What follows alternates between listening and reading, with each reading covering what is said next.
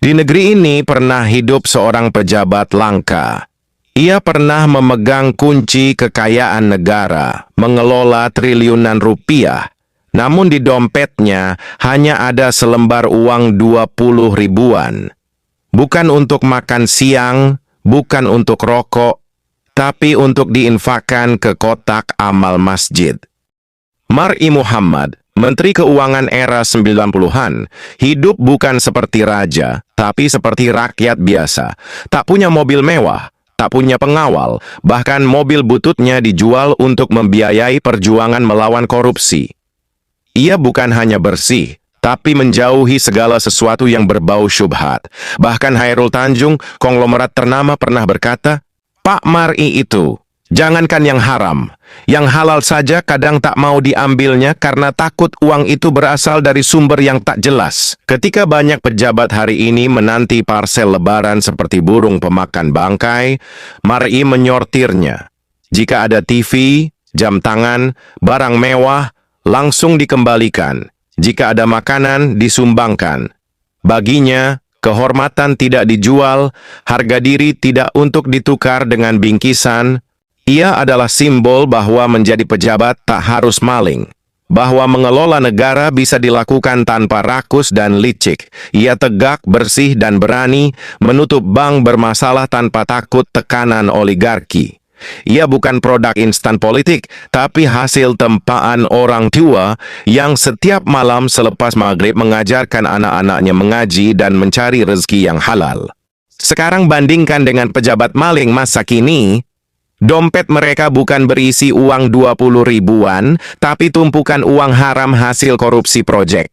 Rumahnya bukan satu, tapi berderet seperti istana.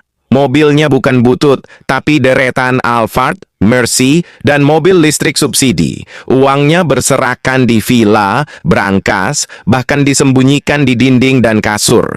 Mereka bukan takut pada Tuhan, tapi hanya takut kamera dan KPK.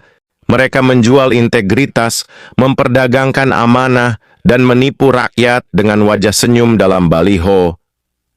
Rakyat miskin bukan karena takdir, tapi karena rakusnya para maling berdasi. Ketika anak-anak Mar'i mengaji selepas maghrib, anak-anak pejabat maling ini sibuk menghitung saldo hasil rampokan negara. Ketika Mar'i menolak hadiah demi kehormatan, mereka justru meminta jatah bahkan dari sumbangan bencana. Negeri ini tidak kekurangan uang. Yang hilang adalah kejujuran, yang punah adalah rasa malu. Kalau saja pejabat dan wakil rakyat hari ini punya 1/10 akhlak Mar'i Muhammad, takkan ada rakyat tidur kelaparan di tanah yang kaya ini. Takkan ada anak putus sekolah karena biaya. Takkan ada ibu meninggal di rumah sakit karena tak mampu bayar. Yang terjadi justru sebaliknya. Mereka menumpuk harta. Rakyat menumpuk derita. Semoga masih ada orang tua yang mendidik anaknya seperti ayah Mar'i. Semoga akan lahir Mar'i baru yang tak silau jabatan, tak tergoda suap, dan tak menjual nurani.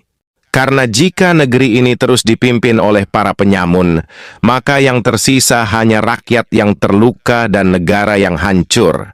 Negeri ini bukan kekurangan pemikir, tapi kelebihan penjilat. Bukan kekurangan program, tapi penuh skema manipulatif yang mengorbankan rakyat kecil. Pejabat kita bukan kurang pintar, mereka justru terlalu lihai memutarbalikkan fakta dan terlalu pandai berkamuflase di balik narasi demi rakyat.